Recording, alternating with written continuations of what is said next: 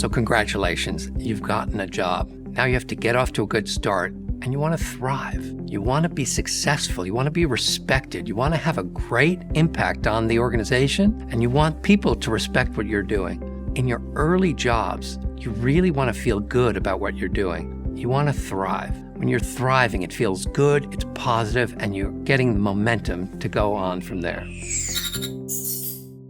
I think that one mistake that I have seen students make is to put their head down in their office and do their work. And that sounds counterproductive or counterintuitive. In other words, why would you tell somebody not to do that? And my point is that, yes, you want to work very hard and you want to learn your job.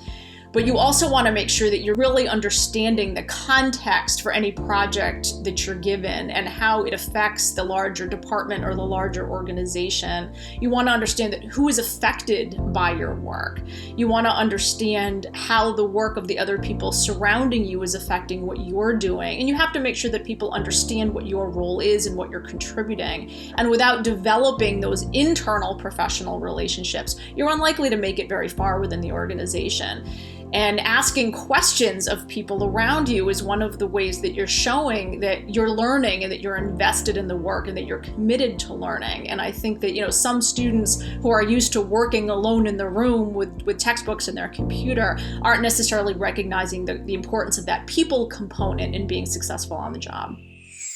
Here's something that's really important. First impressions. It's not shocking, but it's really, really important. You only get one chance to make a great first impression. Here's a great way to think about first impressions, and this comes from Larry Summers when he was president of Harvard University at the time. He said, there's really arithmetic around first impressions. The first time you meet somebody, that's 100% of your judgment is based on that interaction. The second time you meet them, the second impression has 50%. But by the 100th time you've met someone, it's only 1% of the total cumulative impressions. So your first impressions set it all.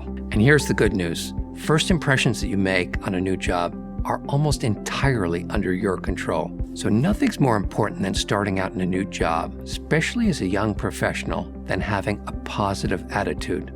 Being enthusiastic, being curious, engaging with people, being the kind of person who creates positive energy, having a smile, looking people in the eye, having a firm handshake.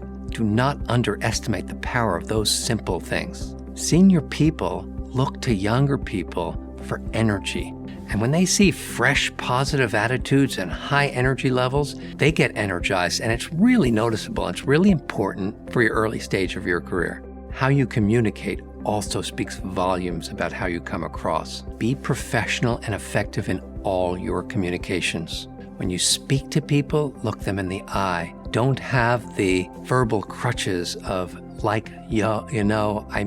that many young people have developed. Get rid of those in a professional place. Be curious about the world around.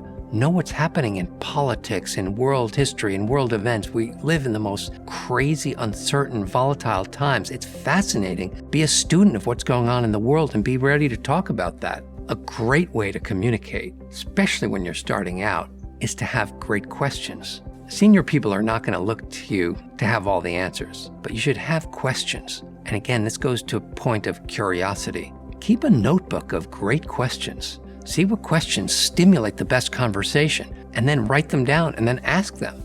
As we talked about in landing interviews, email is the way that business communication is done. When you're in an organization, email is serious business. Be professional, have good grammar, and know that what is written is a part of the permanent record.